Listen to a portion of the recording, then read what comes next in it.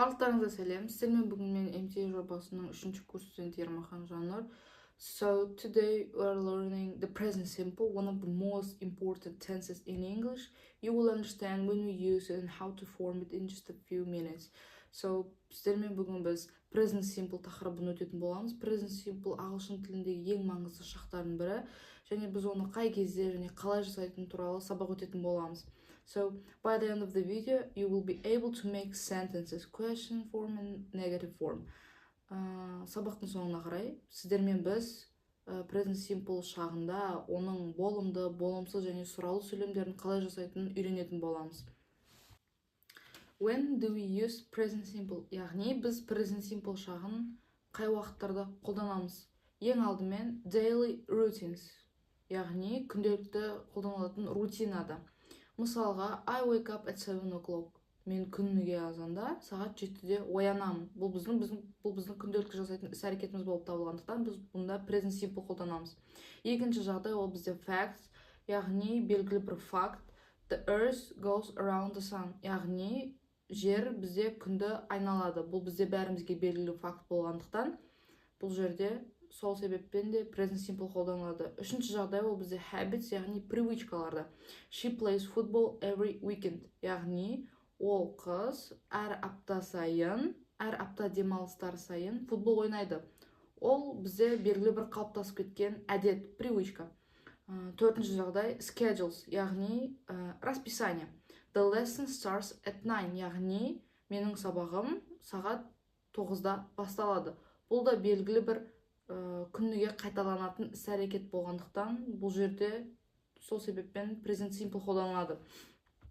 Келесі тоқталатын мәселе ол бізде present simple'ды біз қалай жасаймыз? Ең алдымен болымды сөйлемге тоқталып өтейік. Болымды сөйлемде бізде ең алдымен subject дегеніміз ол бізде адам аттары немесе пронаунстар болуы мүмкін. Олар бізде I, you, we, they, he, she, it.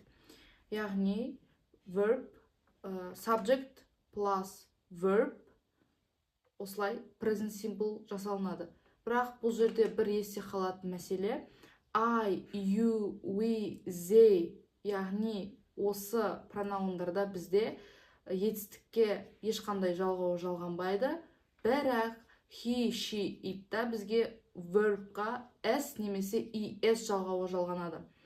Мысал алатын болсақ, she watches TV, he goes to school. Яғни көріп тұрғаныңыздай she бұл жерде бізде subject болып табылады. Watch дегеніміз verb болғандықтан, he, she, it та бізде s, es жалғауы жалғандықтан watches болып табылады. Келесі мәселе бізде how we make the negative sentence. Дәл солай, бұл жерде де бір нюанс бар.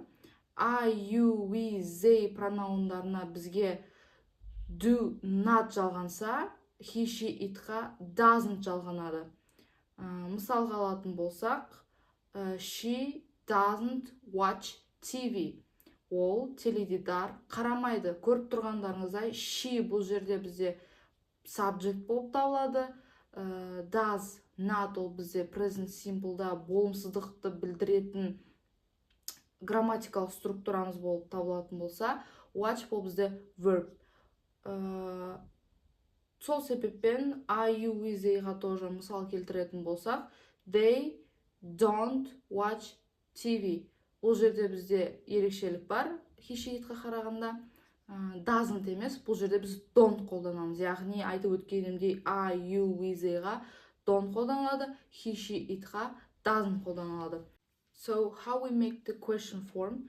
Ең алдымен бізде дәл солай логикамен I, you, we, they, do қолданылса, he, she, itқа does қолданылады. Яғни сөйлем бізде do және does бен басталады. Және бізде subject, содан кейін барып бізде verb. Мысалға алатын болсақ, do you play? Немесе does he play? Көріп отқандарыңыздай I, you, we, they'да біз do'ды қолдандық, he, she, itта does'ды қолдандық. Және біз сұрақтарға қалай жауап беретін болсақ, егер де біз сол әрекет жасайтын болсақ, yes, I do, және ол әрекетті жасамайтын болсақ, no, he doesn't деп жауап береміз. Барлығы түсінікті болса, келесі кезекте бізде signal wordsқа тоқталайық. Signal words'тар бізде always, всегда, usually, әдетте, often, часто, sometimes, иногда, never, ешқашан, every day, every week, every month, күніге, әр апта сайын, әр ай сайын, және on Mondays, дүйсенбі күндері деп аударылады. Біз осы signal words арқылы сөйлемнің present simple'да жасалғанын анықтай аламыз. Common mistakes that everyone makes, яғни ағылшын тілінде present simple жасағанда барлығының қате жіберетін сәттеріне тоқталып өтейік. Ең алдымен бізде negative және question формаларын жасаған кезде етістікке, яғни verbқа ешқандай s, es жағулары жалғанбайды. Тек қана positive sentence'те, яғни болымды сөйлемде ғана жалғаймыз. Келесі мәселе ол бізде es және s етістіктерін қандай жағдайларда жалғаймыз. Ең алдымен es етістікке жалғанатын жалғауына тоқталатын болсақ, es ол бізде етістік дауысты дыбыспен бітіп тұрғанда жалғанады. Мысалға алатын болсақ, go вербі. Go деген етістікте соңғы әріп ол бізде дауысты дыбыс, яғни o. Сол себептен бізге es жалғау жалғанады, яғни goes. Келесі ол бізде етістік run. Дауыссыз дыбыспен аяқталып тұрғандықтан бізде бұл жерге тек қана s жалғау жалғанады, яғни runs. So let's practice together. The next task called mini practice. Бізге мұнда үш сөйлем берілген көріп тұрғандарыңызда, және біз осы сөйлемдерді бірге толықтыруымыз қажет. Ең алдымен көріп тұрғандарыңыздай she бос орын, яғни бізге етістікті дұрыс формада қою керек. The guitar. Яғни айтып өткенімдей he, she, itқа біз verbқа s жалғағандықтан дұрыс verb ол бізде формасы she plays the guitar. Айтып өткенімдей he, she, itқа біз s немесе es жалғауын жалғанамыз.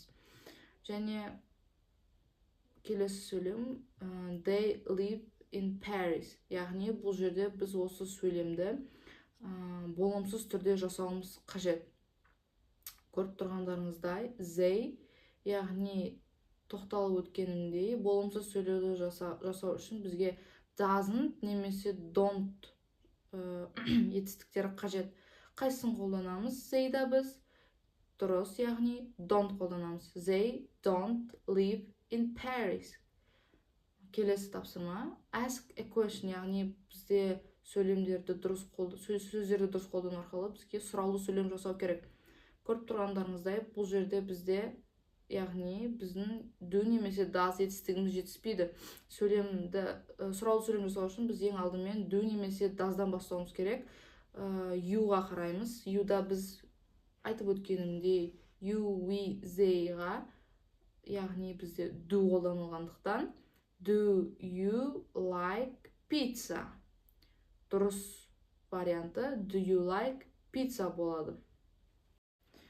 Бізге берілген уақыт осымен аяқталып қалды. Now you know how to use present simple. So as in home task, write 3 sentences about your routine in the comments. Сіздермен бірге болған мен MTA жобасының 3-ші курс студенті Ермахан Жоныр. Келесі сабақтарда кездескенше сау болыңыздар.